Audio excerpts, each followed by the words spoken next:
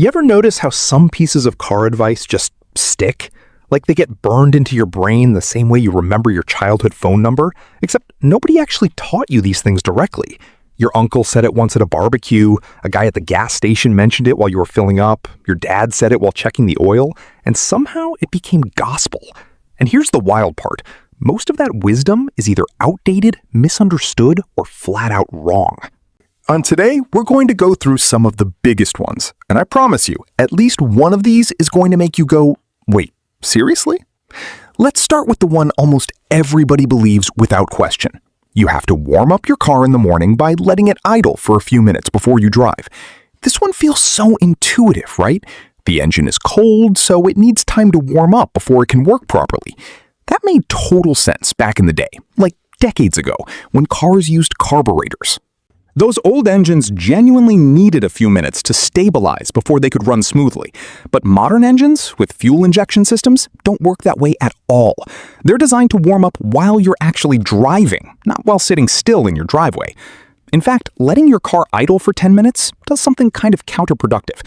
It wastes fuel, it puts unnecessary wear on the engine, and it actually takes longer to reach optimal temperature than if you just started driving gently right away.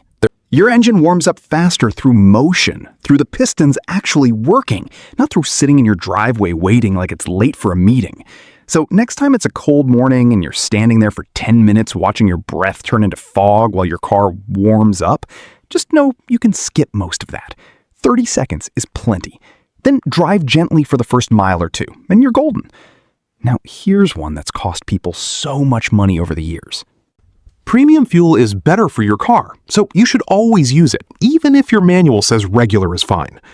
This is one of those myths that feels responsible, like you're taking extra good care of your vehicle by spending more.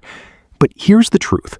Premium fuel only matters if your car's engine is specifically designed to require it, usually high-performance or luxury vehicles with higher compression engines.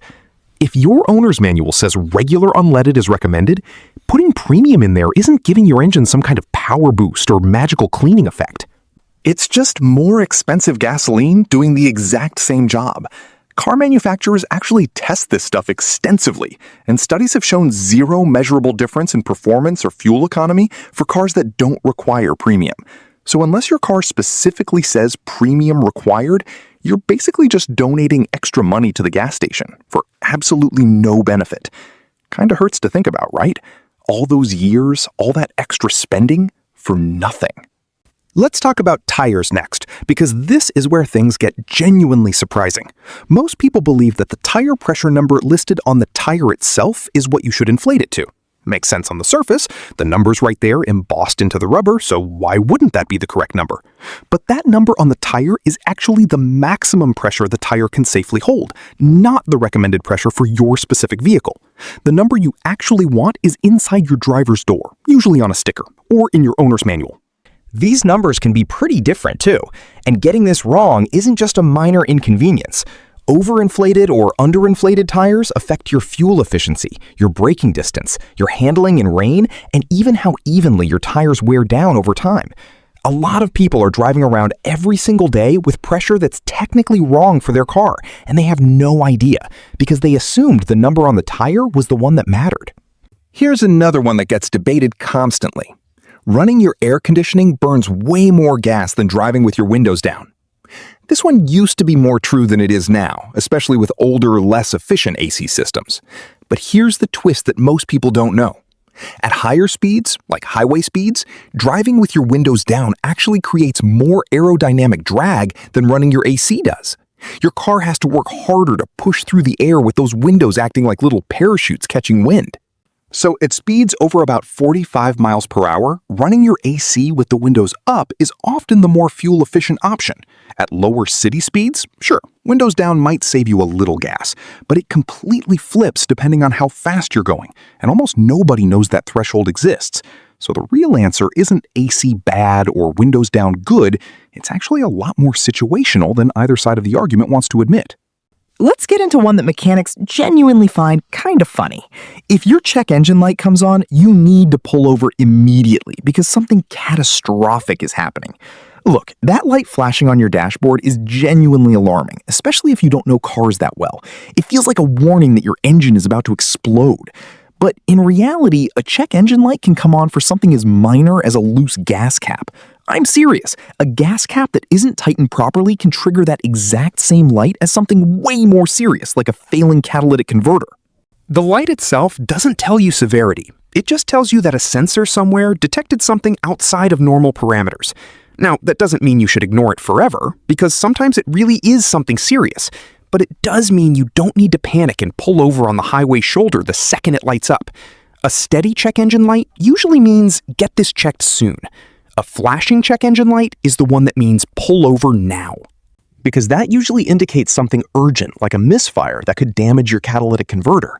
Most people don't even know there's a difference between steady and flashing, and that distinction alone could save you an unnecessary panic or an unnecessary expensive tow.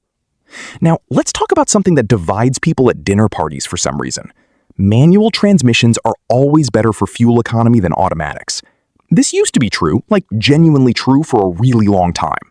Manual cars used to sip less fuel because automatic transmissions were clunky, inefficient, and lost energy through something called a torque converter. But modern automatic transmissions have changed dramatically. With technologies like continuously variable transmissions and 8, 9, even 10-speed automatics, a lot of today's automatic vehicles actually match or beat manual transmissions in fuel efficiency. The computer controlling an automatic transmission shifts at exactly the optimal moment every single time. Something even a very skilled manual driver can't perfectly replicate every single drive. So this myth isn't wrong because it was always false. It's wrong because the technology moved on, and the myth just never got the memo. Here's one more that catches people off guard. Washing your car in direct sunlight will cause water spots and damage the paint. This one's actually got a kernel of truth buried in it, which is exactly why it spreads so easily. Washing in direct hot sunlight can cause soap and water to dry too quickly, leaving streaks or spots.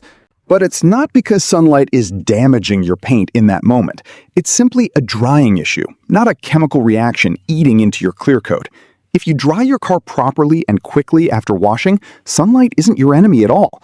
The myth got exaggerated over time into sounding like some kind of paint-destroying event, when really it's just a you'll need a towel a little faster situation. And here's one that might be the most surprising of them all. A lot of people believe that bigger engines always mean better performance and power, but performance today has way more to do with engineering, turbocharging, and weight distribution than raw engine size. Plenty of smaller turbocharged 4-cylinder engines now outperform older, much larger engines from just a decade or two ago, while using significantly less fuel. Size used to be the shortcut to power, but shortcuts eventually get replaced by smarter engineering. And that's exactly what happened here. Isn't it strange how much we just accept without ever double-checking it?